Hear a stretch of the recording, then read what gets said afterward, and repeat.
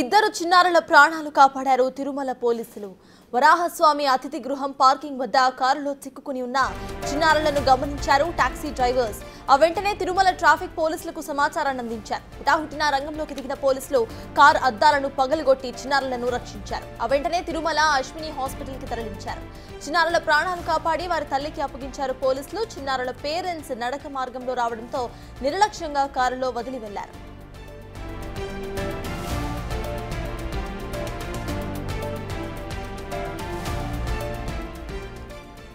ఇద్దరు చిన్నారుల ప్రాణాలు కాపాడారు తిరుమల పోలీసులు.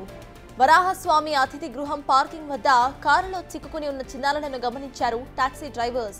అయితే టాక్సీ డ్రైవర్స్ పోలీసులకు సమాచారం ఇవ్వడంతో ట్రాఫిక్ పోలీసులు ఆ ఇద్దరు చిన్నారులను కాపాడి హాస్పిటల్ కి తరలించారు. ఇదే అంశంపై పూర్తి డీటెయిల్స్ ను మా ప్రతినిధి దామోదర్ అందిస్తారు. దామోదర్, చెప్పండి, ఇద్దరు పిల్లల పరిస్థితి ఎలా ఉంది, అసలు అక్కడ అప్డేట్స్ ఏంటి? ఏదైతే బద్వేలకు చెందిన నిన్న శ్రీవారిని దర్శించుకోవడానికి వచ్చింది. తల్లి నడక మార్గంలో వస్తూ వాళ్ళ ఇద్దరి పిల్లలను 7 సంవత్సరాల బాబు, 4 సంవత్సరాల బాలికను తన బావ అయిన గంగయ్యతో పంపించింది. అతను ఏదైతే ఇన్నోవాలో తీసుకుని వచ్చి వరాహస్వామి వద్ద ఉన్న పార్కింగ్ ప్లేస్ లో వదిలేసి పిల్లలను లోపల వదిలేసి లాక్ చేసుకుని వెళ్ళిపోయాడు.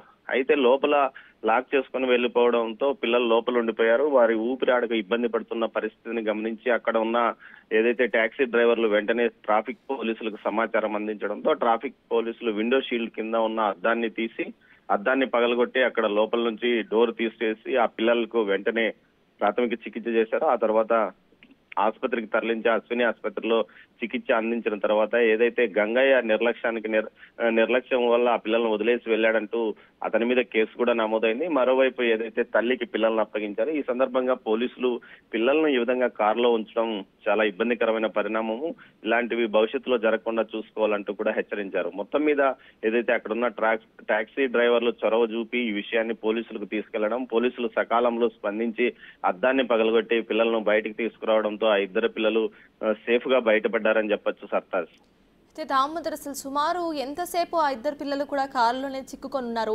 ఆ పెద్దనాన్న స్టేట్మెంట్ ఎలా ఉంది, ఆ పిల్లల పెద్దనాన్నది?